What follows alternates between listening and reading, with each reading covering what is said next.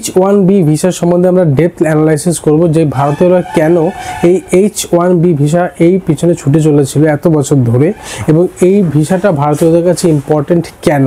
তো একটু ডেটাটার দিকে আমরা দেখব। According to US bureau of labour statistics, এটা 2023 সালের যে ডেটাটা সেটা বলছি, 25% gate salaries between $1 lakh to $1,50,000 per annum. PA means per annum, মানে পার ইয়ার 20% যারা ভিসা পেয়ে থাকে H1B ভিসাটা, তারা কত করে পাচ্ছে? $1 lakh থেকে $1,50,000, যেটা কি না ভারতীয় মুদ্রায় যদি কনভার্ট করা হয় সাধারণত 88 lakhs দাঁড়াবে পার ইয়ার, আর এটা দাঁড়াবে 1,32 lakhs। তার মানে যেটা দাঁড়াচ্ছে 25% যদি সেটা ভারতীয় হয়ে থাকে তাহলে 88 lakhs তারা কিন্তু স্যালারি পায় বছরে, 88 লক্ষ টাকা বছরে স্যালারি পায়। আর 1,50,000 যদি কেউ পেয়ে থাকে এত ডলার, তাহলে সেটা ভারতীয় মুদ্রায় দাঁড়ায় 1,32,00,000, মানে 1,32,00,000 টাকার একটা প্যাকেজ কিন্তু পেয়ে থাকে।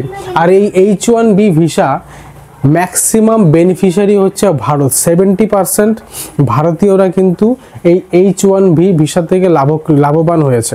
বাকি চায়না রয়েছে, আরও আদার্স কান্ট্রিও রয়েছে। এবার এই 5% এই H1B যারা ভিসার যারা অ্যাপ্লিকেন্ট, তাদের মধ্যে 5% তার থেকেও বেশি পায়, মানে $1,50,000 থেকেও বেশি পায়। তাহলে এবার নর্মালি বুঝে নাও যে $1,32,00,000 এই টাকাটার থেকেও বেশি টাকা স্যালারি পায় হচ্ছে 5% H1B ভিসা হোল্ডার। তারপরে কি বলছে? The vast majority of Indian salary for IT professional in the US, মানে বেশিরভাগ যারা ভারতীয় মানে IT সেক্টরের সঙ্গে যুক্ত আমেরিকাতে, তারা কত পাচ্ছে? $1,05,990, মানে যেটা রাফলি ফিগার করলে দাঁড়াবে এই হয়তো 90 বা তার থেকে একটু বেশি লক্ষ টাকার কাছাকাছি। তারপরে 90 লাখেরও বেশি কিন্তু IT প্রফেশনালরা আমেরিকায় কামাচ্ছে। অ্যাভারেজ আমেরিকান আর্ন $75,000 পার অ্যানাম, যেটা আমি যদি রুপিসতে কনভার্ট করি সেটা দাঁড়াবে 66 lakhs, মানে অ্যাভারেজ আমেরিকান স্যালারি আমেরিকাতে সেটা হচ্ছে কত? 66 লাখ বছরে পায় ওরা। আর ভারতীয়রা পাচ্ছে সেই জায়গায় কত? $66,000, 58 lakhs-এর আশেপাশে। তবে এখান থেকে যে মেসেজটা আসছে সেটা হচ্ছে যে ইন্ডিয়ায় আমরা সবাই জানি যে ভারতীয়দের বেসিক যে স্যালারি সেটা কত, রাফলি 4 লাখ 5 lakhs এর আশেপাশে কিন্তু ঘোরে, বা বড় জোর খুব হাই লেভেলের জব করলে কিন্তু সেটা তোমার ধরো 1 লাখের প্যাকেজ যদি হয় বা 1.5 লাখের প্যাকেজ যদি হয়, সেটা তখন গিয়ে দাঁড়াবে তোমার কিন্তু 12 থেকে 14 লাখ বা এরকম উপরে চলে যাবে।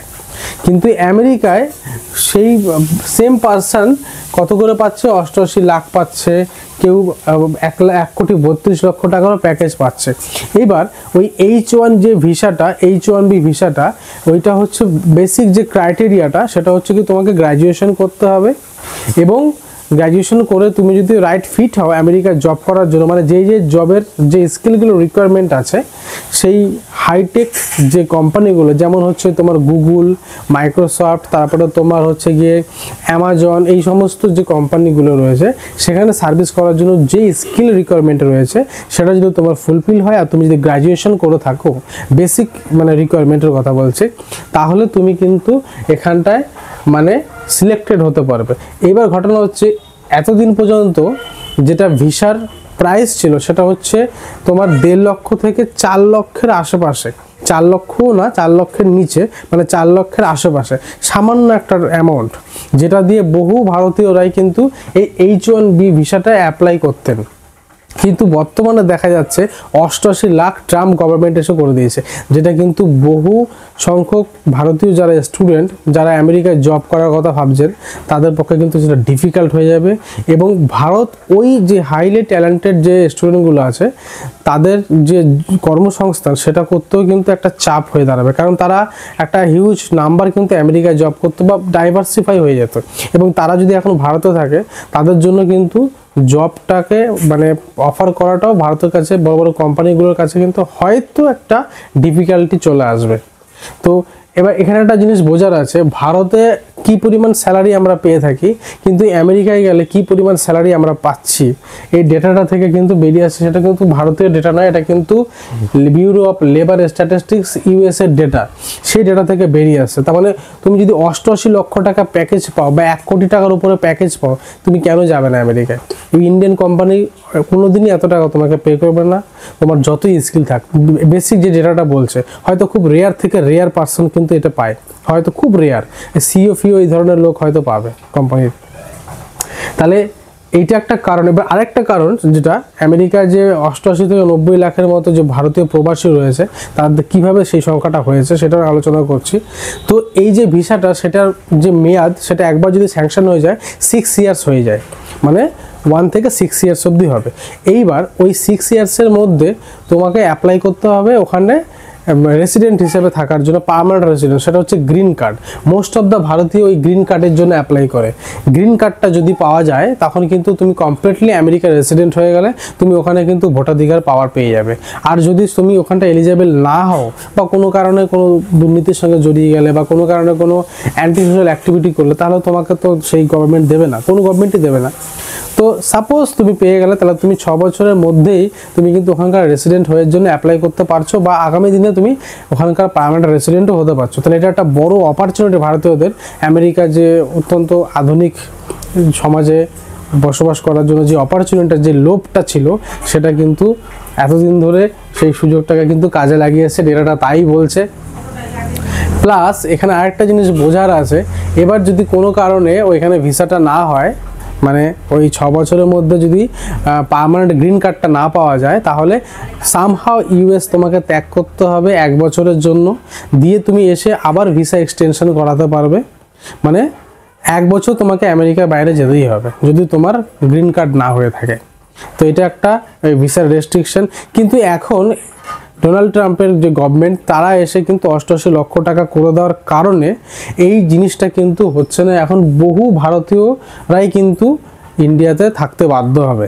এবার এখানে আরেকটা খুব ইম্পর্টেন্ট জিনিস বোঝানোর বলি, সেটা হচ্ছে যারা ক্রিটিক্স সমালোচনা করছে তারা বলছে আমেরিকা হাইলি স্কিল্ড লেবার, এই টার্মটা দিয়ে ওরা যেটা করতে চাইছে যে আমেরিকাতে এই সেম যে ট্যালেন্ট মানে ভারতীয়দের যে যোগ্যতায় এই বড় বড় কোম্পানিগুলোকে H1B ভিসা দিয়ে রিক্রুটমেন্ট করা হচ্ছে, সেই সেম কোয়ালিফিকেশান সেম ট্যালেন্টের আমেরিকানদের যদি ওই সেম কোম্পানিতে হায়ার করা হয় তাহলে পরে কিন্তু একটা হিউজ অ্যামাউন্ট ওদের কিন্তু পে করতে হয়, এতটা ইজিলি ওদের কিন্তু পাওয়া যায় না। মানে $1,50,000 যে ডলার এই প্রাইসে কিন্তু আমেরিকানরা কাজ করে না।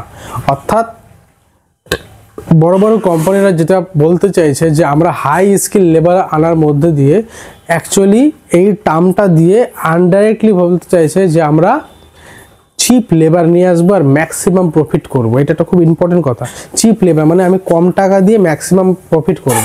এবং গভর্নমেন্টও চিন্তা করছে যে কোম্পানি যদি হাইলি প্রফিট করে তার একটা শেয়ার অ্যাজ এ ট্যাক্স বলো সেটা কিন্তু গভর্নমেন্টের হাতে চলে আসছে। তো এটা কিন্তু ইনডাইরেক্টলি যে ওখানকার আমেরিকান গভর্নমেন্ট সেটা কিন্তু স্যাংশন করেছিল। কিন্তু ইউএসএ যে ওয়ার্কফোর্স লেবার ডিপার্টমেন্টের যে ওয়ার্কফোর্স থাকে না, তারা কিন্তু একটা সময় বিরোধিতা করেছিল, যেটা করলে কিন্তু আমেরিকার যারা ইয়ুথ তারা কিন্তু ক্ষতিগ্রস্ত হবে।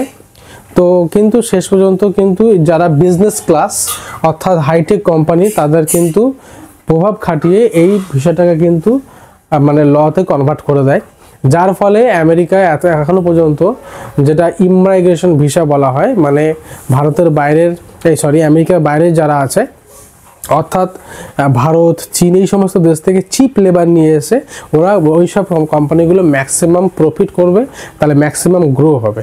এই কনসেপ্টে কিন্তু H1B ভিসা কিন্তু ফর্মুলেশন করা হয়েছে, যেটা কি না সমাজের কাছে একটা মেসেজ দিয়ে দিচ্ছে যে আমরা হাই স্কিল্ড লেবার নিয়ে আসছি, কিন্তু ইনডাইরেক্টলি যেটা বলতে চাইছে যারা ক্রিটিক, সমালোচনাকারী, যে তোমরা চিপ লেবার নিয়ে আসছো আর ম্যাক্সিমাম প্রফিট করছো আমেরিকানদের বঞ্চিত করে।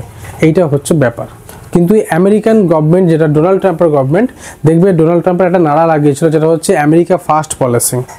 তো আমেরিকা ফার্স্ট পলিসির কারণে ডোনাল্ড ট্রাম্পের গভর্নমেন্ট কিন্তু চাইছে যে আমেরিকার ইয়ত্রায় কাজ করুক, তাতে করে আমেরিকান যে কোম্পানি তাদের যদি হাইলি পেও করতে হয় করবে, কিন্তু আমেরিকার টাকা আমেরিকাতেই থাকবে। এই ধরনের একটা যুক্তি হয়তো সেখানকার গভর্নমেন্ট রাখতে চাইছে। তো এই ভিডিওটা করার উদ্দেশ্য হচ্ছে যে সাধারণ মানুষের কাছে, মানে ভারতীয়দের কাছে আমি তুলে ধরতে চাইছি যে অ্যাকচুয়ালি H1B ভিসার ফ্যাক্টটা কি, কেন ভারতীয়রা আমেরিকায় H1B ভিসাটার উপর এতটা অ্যাট্রাকটিভ। তো এটা হচ্ছে তার একটা কারণ।